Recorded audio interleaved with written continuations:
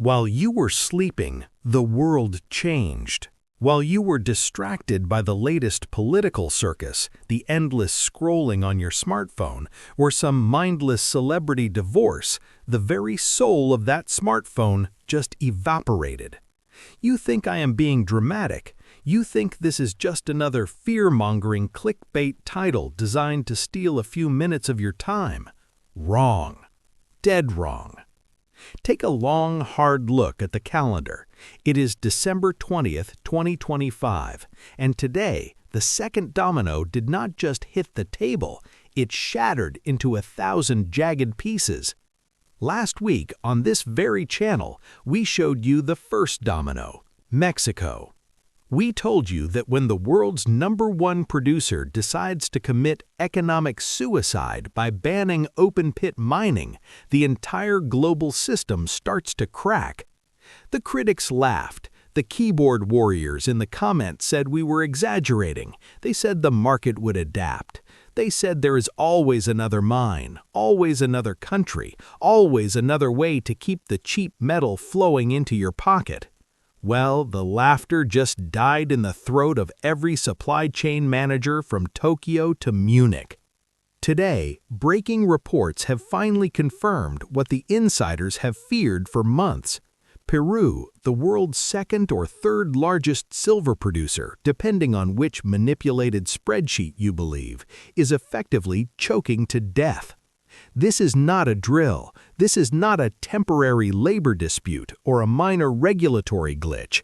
This is a total, systemic, and physical offline status.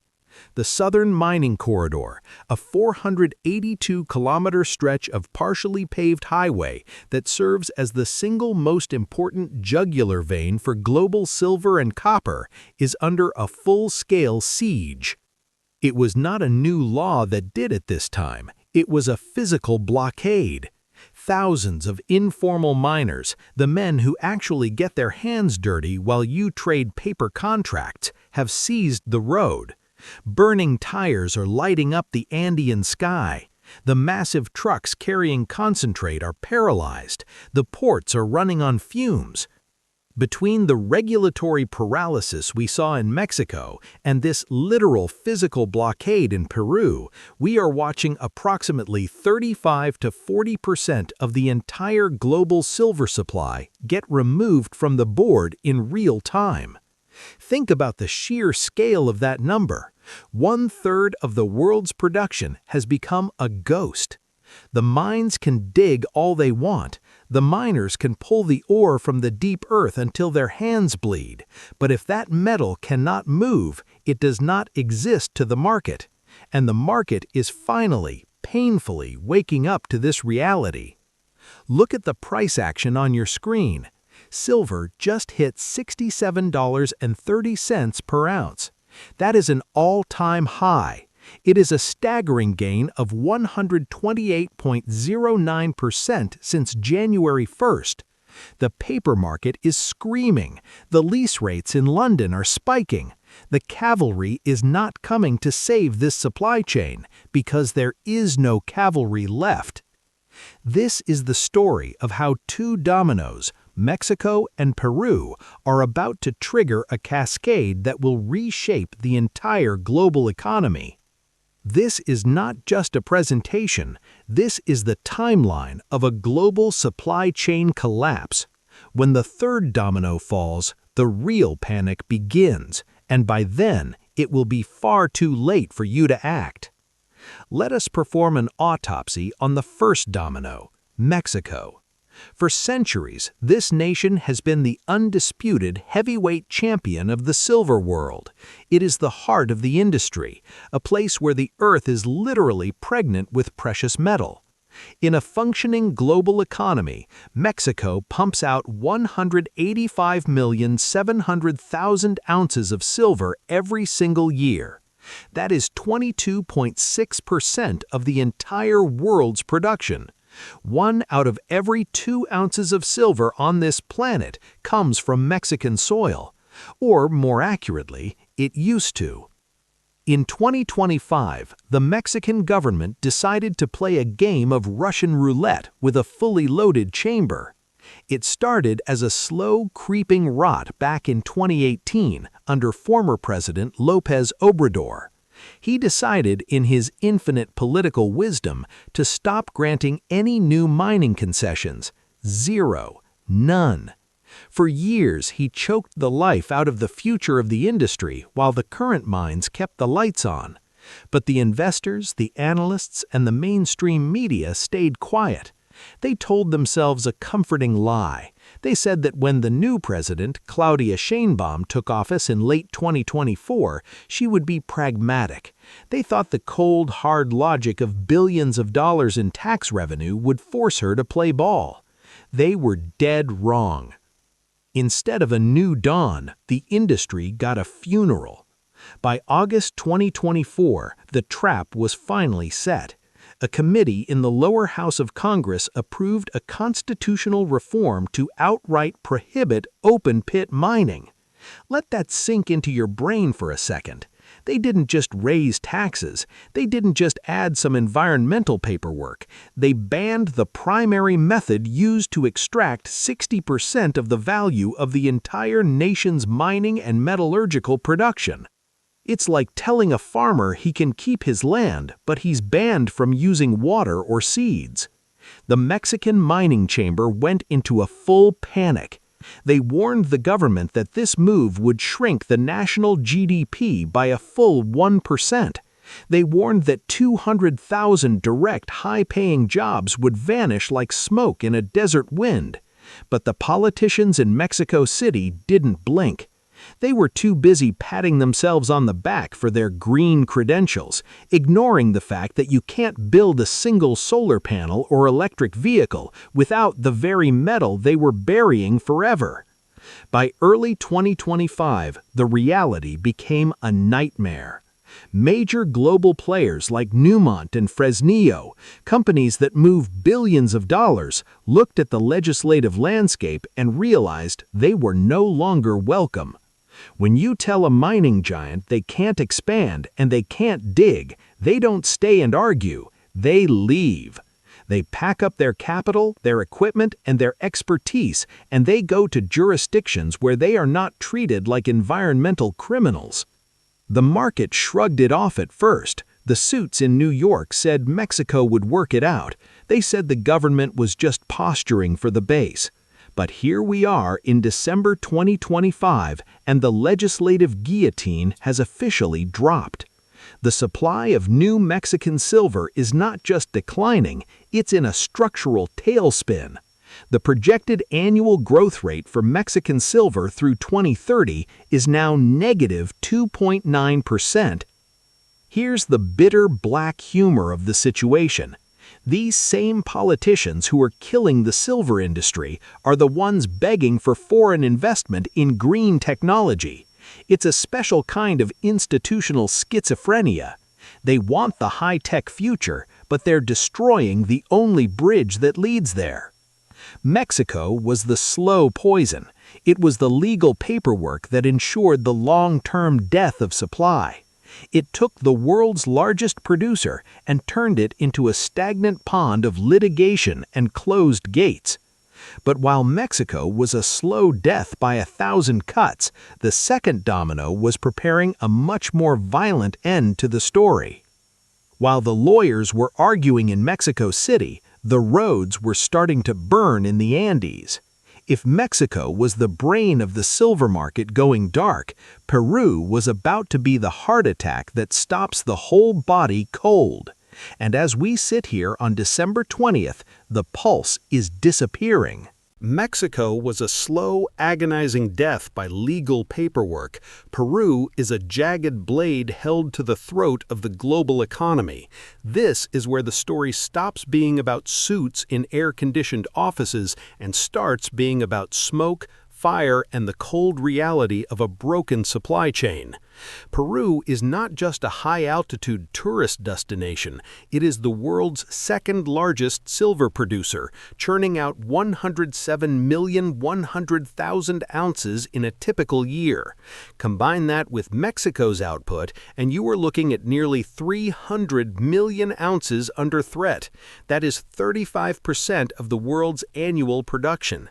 As of December 20th, 2025, that supply is not just at risk, it is effectively trapped in the mountains. The Southern Mining Corridor. If you do not know that name, you should. It is a 482-kilometer stretch of asphalt that winds through the heart of the Andes. It is the only way out for the mineral wealth of the country. This road connects the massive mines of Las Bambas, Constancia, and Antapachi to the coastal ports. It is the single most important jugular vein for the global silver and copper markets, and right now it is under a full-scale economic siege. The protests that began in July 2025 have escalated into a nationwide crisis. This is not just a group of angry citizens with signs. This is an uprising by the National Confederation of Small-Scale and Artisanal Mining, or CONFAMIN. These informal miners have seized the highway. They have built blockades that no truck can pass. They are demanding that the government extend the Rainfo formalization program until 2027, and they want it done without the bureaucratic red tape of environmental and safety regulations. Here's the math that should keep you awake at night. The Las Bambas mine alone accounts for 2% of the world's copper, but the secret that the mainstream financial media refuses to discuss is the byproduct rule. Only 28% of the world's silver comes from mines that are actually looking for silver. The other 72% is a hitchhiker. It is a byproduct of digging for copper, zinc, and lead. When the Southern Mining Corridor is blocked, the trucks stop moving. When the trucks stop moving, the storage facilities at the mines fill up in a matter of days. When the warehouses are full, the processing plants have to slow down. And when the processing of copper ore stops, the silver byproduct vanishes instantly. It is the first thing to go. At the Antamina mine, Peru's largest operation, 12.63 million ounces of silver were produced in 2023 alone. In 2025, a massive chunk of that production has become phantom silver. It exists on a spreadsheet at the mine site, but it will never reach a refiner. It will never be turned into bullion, and it will never find its way into a solar panel. The history of this road is a record of failure. Since 2016, the Las Bambas mine has suffered through over 600 days of operational stoppages due to community conflicts. That is nearly 2 years of lost production in an 8-year period. But 2025 is different. This is not just one local community asking for a new school or a paved road. This is a coordinated national movement of informal miners who are willing to hold the entire world's supply chain hostage to get what they want. The government of President Dina Boluarte and the subsequent political chaos leading into the late 2025 period has been utterly powerless. They have tried to negotiate, but the informal miners have no reason to blink. As metal prices surge, the illegal side of the business becomes more lucrative than the legal side. In provinces like Chumbivilcas and Arequipa, the roads are no longer controlled by the state. They are controlled by the mob. For the global market, this is a catastrophe. Peru's central bank has already noted a drop in national gross domestic product directly attributed to these mining blockades. Major companies like MMG and Hudbay Minerals have issued warning after warning that their production is at risk. They have tried to use alternative routes, but these roads are longer, more dangerous, and can increase transport costs by up to 5 times the normal rate. It's like trying to empty a swimming pool with a teaspoon while the house is on fire. By December 2025, the situation has gone critical. The world is looking at a 35 to 40% hole in its silver supply. You can't lose the top two global producers and expect the electronics industry or the green energy sector to continue as if nothing happened. The paper market in London and New York is still trying to price this in, but the physical reality is already here. The trucks are empty. The ports are silent, and the silver that was supposed to power the future is currently buried under a pile of burning tires in the Peruvian highlands. While the Western world is busy arguing about carbon footprints and social justice, the dragon in the East is playing a very different game, a much older game. It is called cornering the market. For decades, the global silver market relied on a hidden stability. Whenever the West ran short of physical metal, flows from China quietly eased the strain. But as we sit here in December 2025, that invisible stabilizer has not just stopped, it has inverted. Let us look at the cold, hard data coming out of the Shanghai Metal Market and the Shanghai Gold Exchange. In October 2025, China did something that looked like a favor to the world. They exported a record-breaking 660 tons of silver in a single month. On paper, it seemed like a massive relief valve for the liquidity crisis in London. But look closer. That 60% surge in exports was a strategic depletion of domestic smelter inventory. By the end of October, silver stockpiles in China had dropped by nearly 50% in just 30 days. Why would they empty their own vaults to feed the London market? Because it was a Trojan horse. While they were dumping metal to satisfy short-term contracts in the West, they were simultaneously preparing the most restrictive export controls in the history of the silver industry. Starting in January 2026, China has officially announced new limits on silver exports. The tap is being turned off, and the world is not ready for the silence that follows. China is the world's third largest producer, pulling about 3,300 metric tons out of the ground annually. But their own production is shrinking. In October 2025, domestic production decreased by 3.55% month over month. Their mines are aging, their copper and lead smelters are going into maintenance, and their internal demand is exploding. The dragon is not just hoarding for the sake of hoarding. China is currently undergoing the largest solar energy expansion in human history. Their total installed solar photovoltaic capacity is projected to reach nearly 900 gigawatts by the end of this year. Think about that number. Every single gigawatt requires approximately 700,000 ounces of silver. That means the Chinese solar sector alone could consume over 783 million ounces of silver over a 3-year period. That is nearly the entire annual global mine production dedicated to one industry in one country. As the inventory in Shanghai hits a decade low, dropping from 5,000 tons to a mere 715 tons, the market is entering a state of permanent backwardation. This is a technical term for a desperate situation where people are willing to pay more for silver today than for silver delivered in the future. In December 2025, the Shanghai silver premium has climbed as high as 15% above the London spot price. This creates a massive vacuum. Silver is being sucked out of the vaults in London and New York and disappearing into the industrial heart of China. And it's not just China. India, the second largest consumer, has joined the feeding frenzy. In September and October 2025, India's imports hit record levels, with October imports reaching a value of $2.72 billion.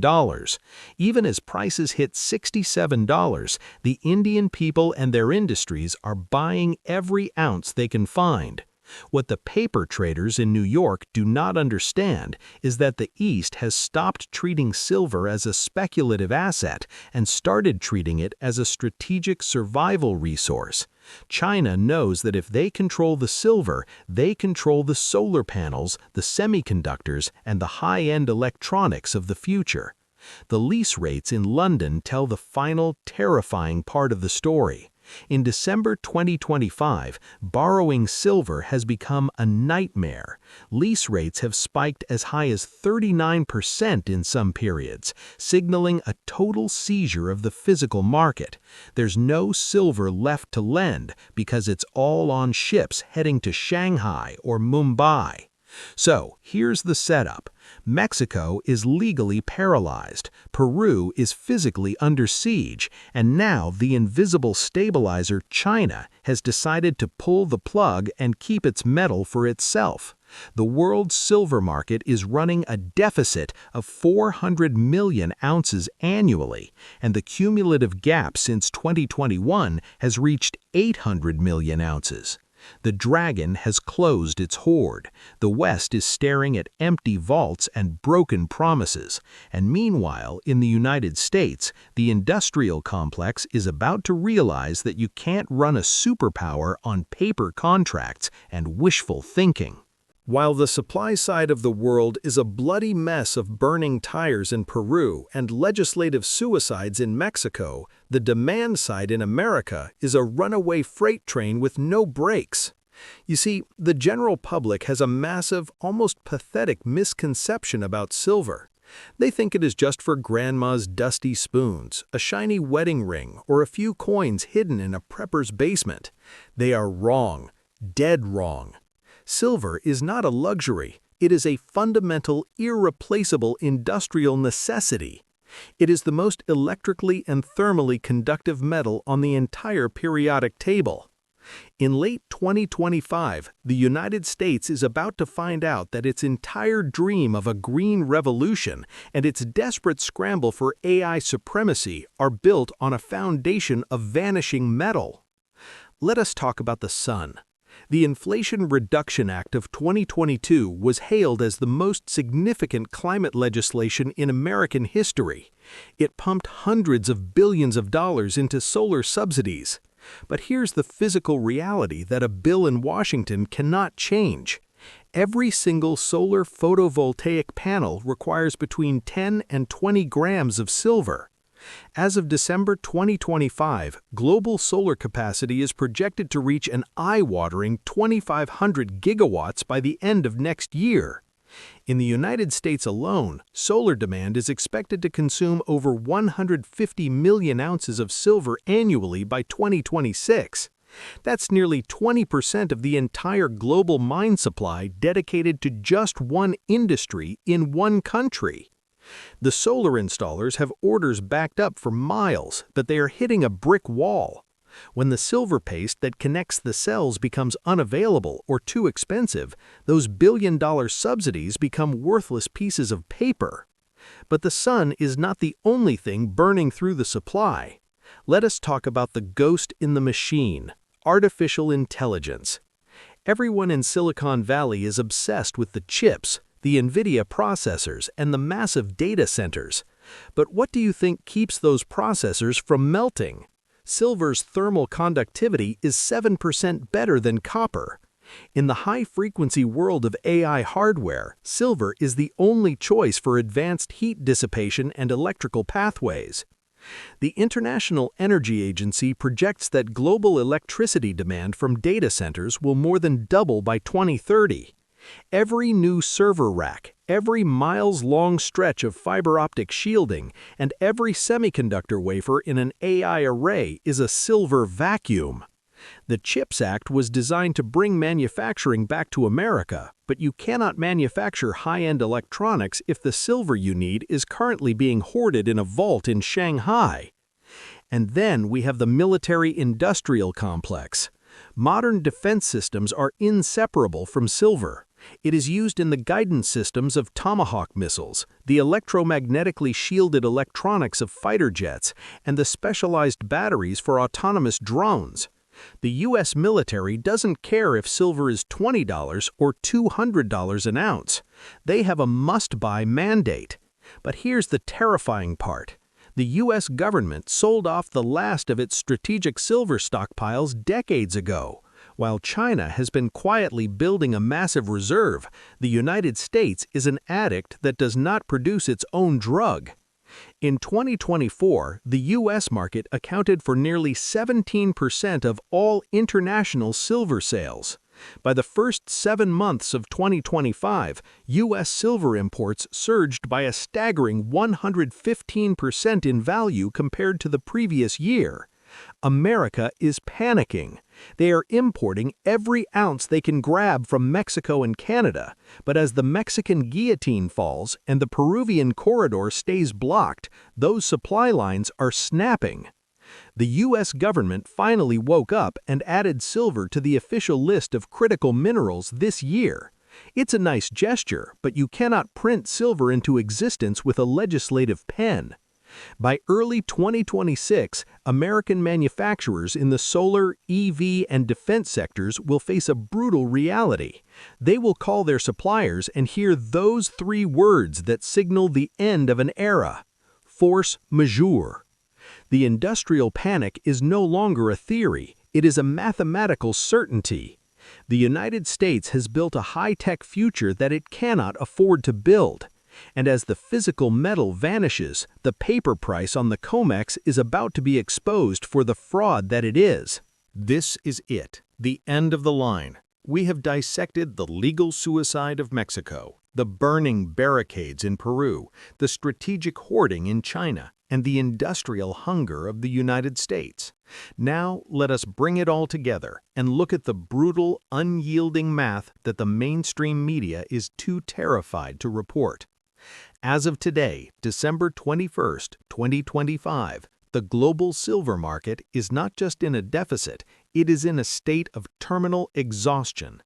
We are closing out the 5th consecutive year of a structural supply shortfall. Let that sink in. 5 straight years where the world consumed more silver than it pulled out of the earth. The cumulative deficit since 2021 has now officially surpassed 820 million ounces.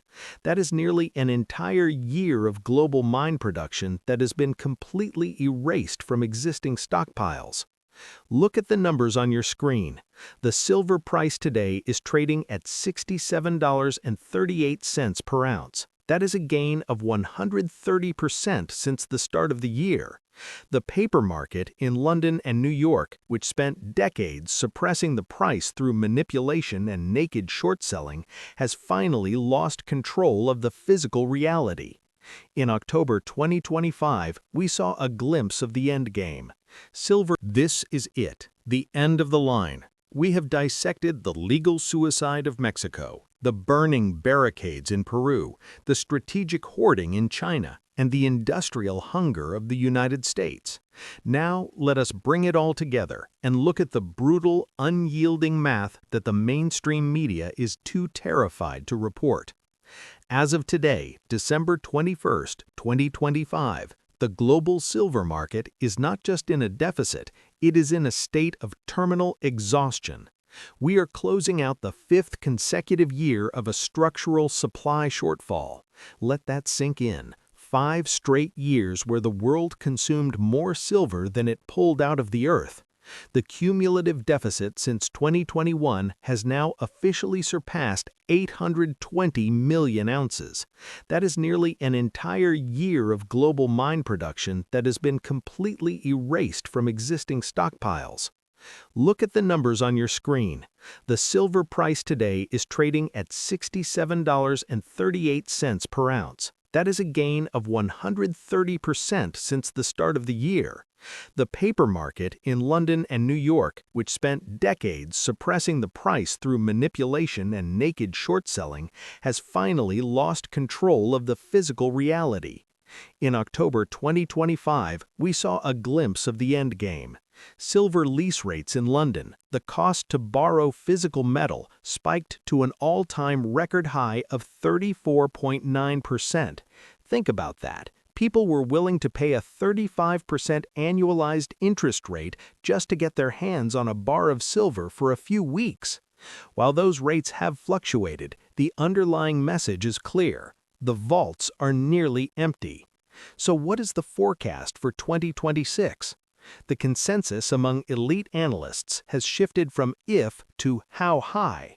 While conservative banks like HSBC are still playing it safe, more aggressive forecasters are now calling for a new floor at $70 per ounce.